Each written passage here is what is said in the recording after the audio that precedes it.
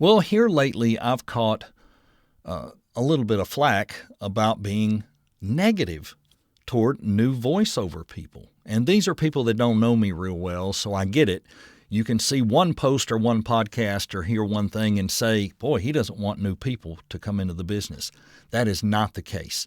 What I'm trying to do is be transparent to everyone that getting in 2023 is not like getting in 2019 and 2020 was. It's different. There are way more people coming into the fold, and that has been increasing greatly ever since 2021, 2022, and into 2023. 2019, 2020, as a pandemic hit in 2020, there were people getting in 2019 who they got in ahead of the pandemic, and they got off to a good start. There were people who got in early during the pandemic, the initial part of the pandemic, and they got off to a good start. And then, did I say it correctly? Then? I did, didn't I? And then more people that got into the fold, it became more corroded, I guess is a way to put it. The pipe that held the number that were in there began to overflow, and there were a lot of people getting in. And what made it harder is you were competing because many people like me, we jumped on Fiverr and Upwork and Backstage and wherever, and we were getting work. And then we could reinvest and further our career to do better. And the way it works now, it seems it's very, very hard to get that work because there are so many people trying to get it. And those platforms have changed. Fiverr has changed. Gone is the $20,000 top-rated seller. Now it's a $10,000 top-rated seller. You want to know why? Because it's way harder to get there. We could get to $20,000 in the first year. Most people now are having trouble getting their first order. It's harder. And people will say, well, those crappy jobs, surely anybody can get them. But if there's 400 people going after the one crappy job, it's harder. Back when there were only 50, 30, 100, whatever. It's changed. It will continue. Everything changes. Everything changes. Doesn't matter what. So what do? The same things. Fix your room, treat your room, get your basic equipment, start working as far as practicing, try to go to workshops, try to get coaching, whatever you can afford, but just be patient. I'm not trying to run anybody off. I'm not trying to say you shouldn't do this. What I'm trying to say is you better be prepared for it to take a while. This is not something you're going to get into that will get you out of debt this year. It won't. It's not something you can get into and just every now and then it. You've really got to put the time and effort into it to get good at it. And then once you've gotten good at it, you've got to start marketing, and then you've got to get the website up, and then you've got to get demos, and there's an investment. I know somebody posted they could restart for under $50, but not in the way you could have done it 3 or 4 years ago. There's no way. You have to have a treated space. Yes, you can get a USB mic. I will argue that point with anybody. That little Fi-Fine mic is an excellent little mic. You can get a USB Sennheiser profile mic. It's pretty decent. There are others. The the 2020 that comes in the USB version. I just recently, a month ago, 6 weeks ago, 2 months ago, gifted someone one of my MXL mics and an interface. They had made pretty decent money for 2 years with a USB mic on voices.com, and nobody ever asked them and nobody ever knew. And it sounded great. I mean, we did Zoom stuff together all the time, and I thought he had a regular setup, but he didn't. And when I found out he didn't, I said, hey, if you want to try it to see if it's better, I'll give this to you. I'm not using it anymore. Both were like brand new. Just take these and use them, prosper and go forward. And he got it set up. He learned how to do it and got it going. And is it that much better than what he had? I don't know, but now he can at least say he has that, and if somebody goes, are you using a USB mic? And he can say, no, I'm not. I'm using an MXL through a PreSonus interface. There are better mics than what I sent him, but, that's all in the eye of the beholder a lot of times. Very seldom does an engineer or anybody even ask. I've had one time on a live session, they said, what type of mic will you be using? And he said, the only reason I ask is because I can usually kind of dial in, depending on the type of mic it is. I don't know if he meant he could do that or he was just asking. But anyway, so many things and so much. I promise I'm not trying to discourage people. I just want you to not be misled. As the podcast we put out about don't be, misled by the exceptions, because there are exceptions. There are people who catapult into doing very well. I don't see it as much as I used to, but I know back in 2020, 2021, saw a handful of people do that. We don't see it as much anymore, not with people starting up. You don't see somebody start up that just catches fire and just burns their way through. You don't see it much anymore, if at all. I don't know that I've seen it at all. What I do see are people digging in, trying to learn. They're going to workshops. They understand this is going to take longer because a few of us are telling you it's going to take longer. Am I one of the unicorns, one of the oddities? Not exactly, because I never caught fire on Fiverr. I got through the levels and made TRS, but I never caught fire. I never did, $5,000, $6,000, $10,000 a month, ever. I mean, I got across to top-rated seller just because I had repeat customers who gave me decent orders, and I recorded a boatload of YouTube narrations. Not all of them on Fiverr, but over the course of 2 years, over 4,000 YouTube narrations. How do you know you did that many? I got all the files. I know by the client name and the files they're in. I can see how many files are in there I delivered, and I know it's over 4,000. 4,200 and something last I checked. And I'm still doing 2 clients on YouTube, but not the $5 ones. No. So I was not a unicorn. Oh, you went full time after a year and a half. There's more to that than just jumping into VO full time, knowing because I was making enough money. I was not. I made, the year before I went full time, I only made like $28,000 in voiceover. I think that's about 26, 28, whatever it was. It was in the 20s, mid-20s. And then I went full time in January of 2022. So in 2021, that was my first full year. I was in the average, the below 40,000 thing that 80% of voiceover people in, I was right there. The second year, I did pretty well full-time. 2 reasons. I had more time to market, and I had more time to do some other things to help me. But it was not 6 figures. I wasn't knocking down big money. I kept putting money back in, too. I kept training. I started coaching more.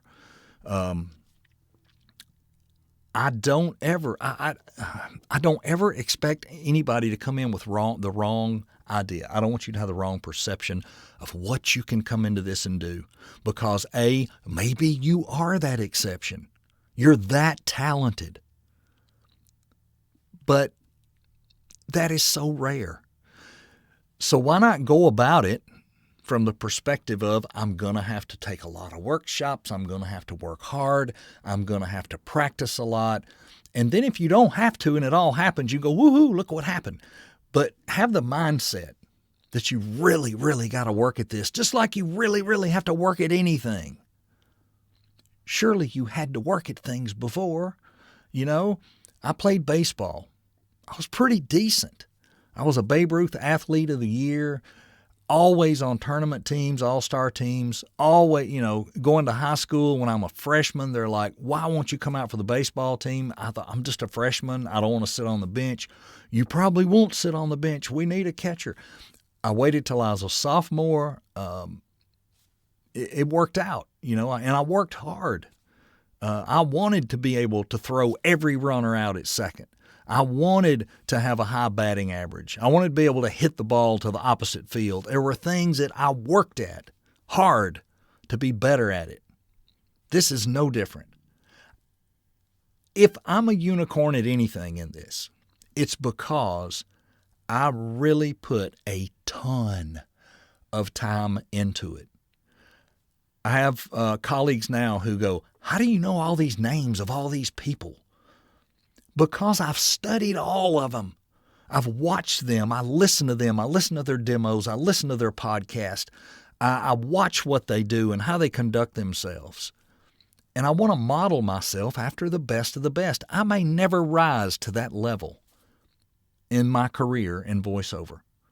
I may never rise to that. I may always be down in this lower middle class where I'm having to do a little of everything to make a living. I could say, I'll never book a national commercial. I've already booked 3. I've been on 3 national commercials. There are some people who may never do that. Boy, I hope I can book a SAG-AFTRA job one day.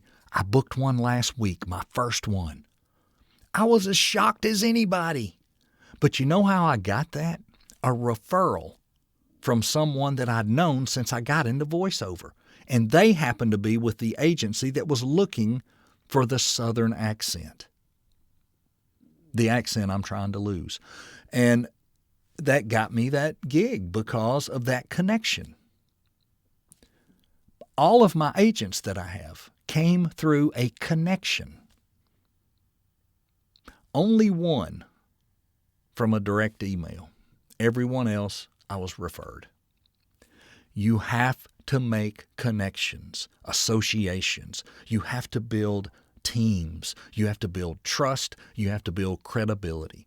People have to see that you're out there working hard, that you really want this, that this is not just a hobby. It's a business and you're serious.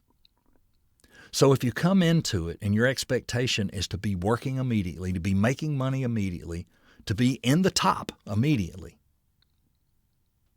all I'm trying to say is just be realistic. I'm not trying to tell anybody you can't do it. I'm just trying to say if you'll think realistically, if you'll think logically, and you will work hard, that all may pan out. It may pan out in a year. It may take 5 years. But if you'll do that and you'll dedicate yourself to it and you love it as much as I love doing it, it'll all be okay. It will. I can't think of any other thing I've wanted any more than this, that I've ever wanted to do. This goes back to the time that I was probably 5 or 6 years old, maybe a little older. It could have been 8. Let's go 8, because we were living in Atlanta. So I was probably 8 because I played T-ball down there. That's where my baseball life started.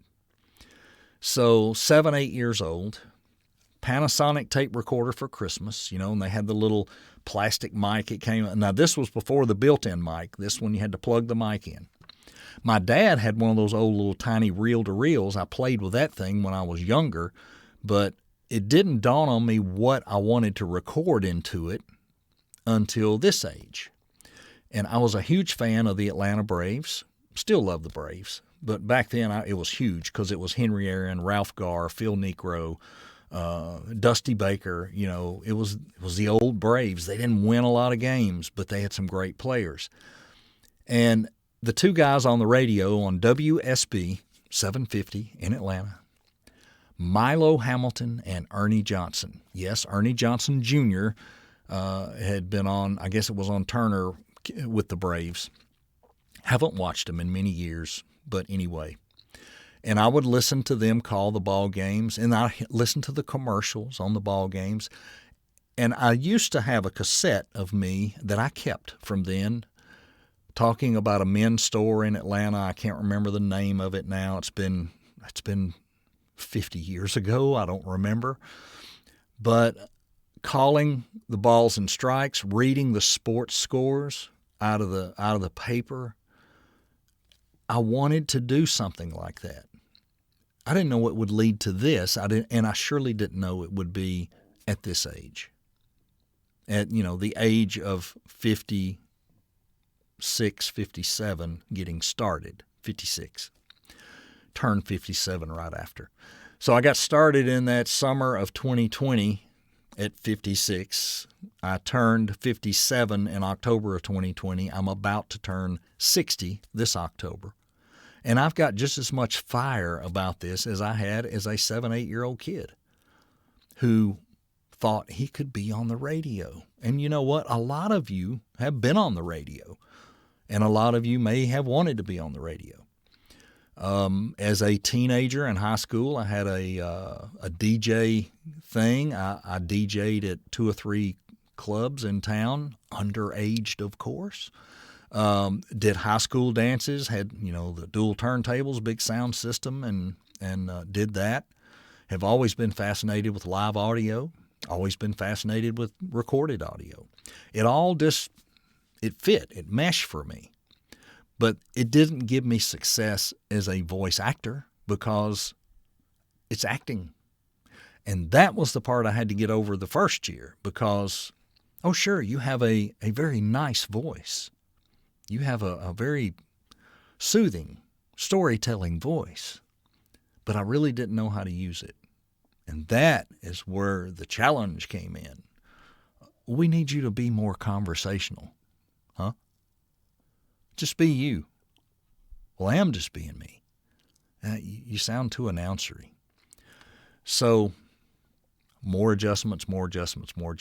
It's not easy, but boy, is it rewarding when you land that job, when you land that client, when they come back over and over and over. When you pick up a spot like one of my favorites right now is Cotton Patch in Texas. I know if there's holidays and things coming up, about a month before, I'm going to get an email, hey, we'd like to have your wonderful voice again. That makes you feel so good when you get those emails. They really like what you do. And even on new stuff, little stuff. I did a podcast intro a couple of weeks ago, and the young lady sent back, it's an outdoor thing, and she said, you're not going to believe this. We're already ranked number 4 in all outdoor podcast. Her first episode. My intro had nothing to do with that. But I felt great about it. I participated in her success, and that made me feel good. And was that a big paying job? No, it wasn't a big paying job, And I did another podcast intro the other day, and they were just pleased to death with it because you will fit in certain places as you are. And it's so fun to go back and just be yourself sometime and do what you do. And I really enjoy that. All of that to say this, if you have a passion for this and you love it, you're going to take the time and do it right anyway. If you're jumping into it thinking you just want to make 6 figures out of my closet in my underwear, good luck, because I can't say you can or can't. I can't judge that. I was told I could not make 6 figures with my dialect, and that's why I'm working on it. I'm going to get real close to that this year, but who knows if I'm able to control it and drop it enough to book a job here and there without the accent. It could put me over the top. Could I become the king of the Southern accent and book all the Southern accent work? No, because there are people who don't have a Southern accent who can turn one on and they book that work. And I made a funny video one time and I said, stay in your lane. I won't come for yours if you won't come for mine. But I can't get it all. I won't book it all. I don't even see the auditions for it all because there are agencies that might have that stuff that I don't see. You know, my 5 agents may not have gotten that job. Is what it is, right? And then there's, like I said, the anomaly to where another agency got it, but a friend of mine knew about it, and he said, you should call this guy. And they did, and I booked it. It's awesome. It's a wonderful business, a wonderful community. I'm surely not trying to discourage anybody ever. I help people every day, and don't mind it a bit. I'll pay it forward as hard as I can, as long as I can. I'll tell you the truth. I'll be transparent. I'll even tell you if you suck. I will. I'm not going to mislead you. I won't tell you in public. But if you schedule a consult with me and you say, hey, would you listen to this and tell me what you think? I'll tell you exactly what I think. And then I'll tell you maybe how you could fix it or what you need to do or what coach you need to go see. Because I just want to encourage you, you know. Sure, people say, well, we're not all competition. And yeah, we are. In some ways we are. We're all trying to get the work. We can't all get the work, but they already know what they want. They already hear it in their head. They're waiting for the match to come through in the audition. I don't sound like you. You don't sound like me. So what's it hurt, right? Let's help each other. Let's do what we can. I'll refer you. You refer me. You know, we'll do what we can. The bottom line is, this is, you know, it's hard. It takes more than just a voice, more than just this room and the equipment, more than this 416 mic, which I love to death, which I bought used in Nashville for half price of a new one. I got lucky. More than anything, you know, it's, to me, it's a passion. It's a love that I have for pleasing people and seeing them happy with what I deliver to them and knowing that it was just me and my creativity and the coaching that I had and all the input I've had the last few years. It all came out into that project for them to make them happy and solve their problem. I never quite got that satisfaction working other places. Not quite. Somewhat satisfied when they handed out bonuses once a year and you got a big bonus because of all the work you did. But that didn't last. Then it was back to that daily grind of managing people, managing problems, putting out fires. But here, in this type of work, managing and putting out fires is not anything like that was. To me, that was all about quieting things down or stopping a problem or stopping something before it got worse, you know. For this, it's handing people a part of you that they use, that's a project that's a part of them, and it all comes together and it goes out to a lot of people usually. And the hope is those people enjoy it or accept it or they get something from it. And it was you, just you, your artistry, your voice, your abilities, and all that culminates and comes together and makes a client very happy. I, for one, cannot tell you any more fulfilling type of work that you could do at any level. Here's the last, and I'll close with this.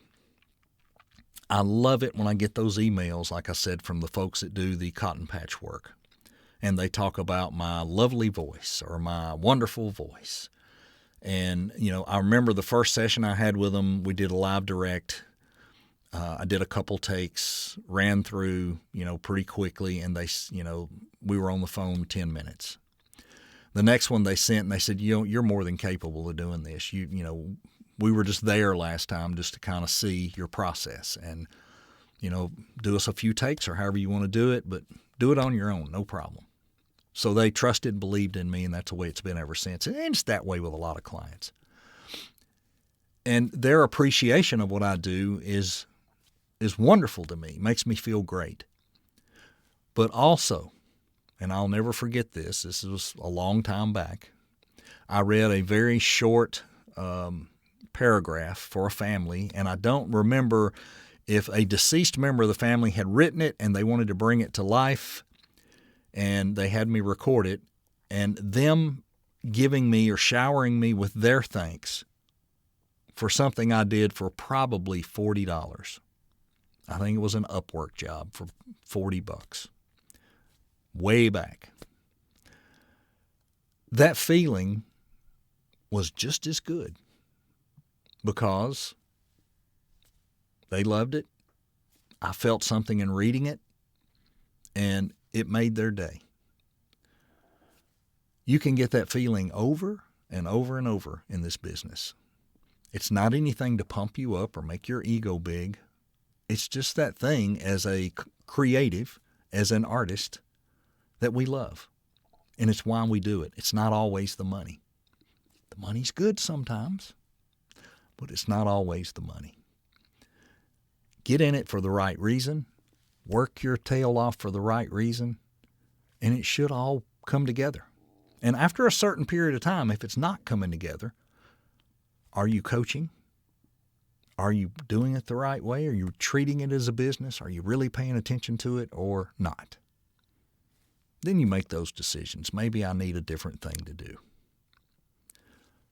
But do know, this guy is not discouraging anybody from trying this.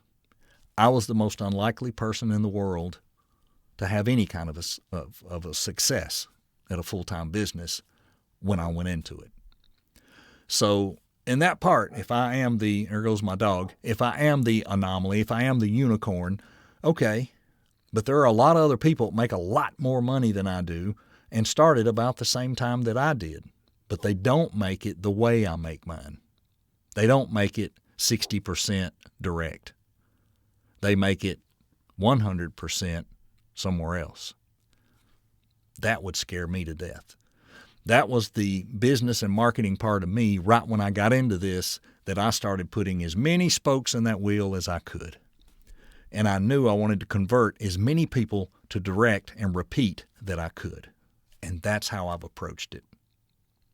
So, please, if you're new, if you've ever had the feeling that I'm being discouraging to you, you send me an email. Troy@troyholdenvoices.com. Oh, it goes this way. It's backwards.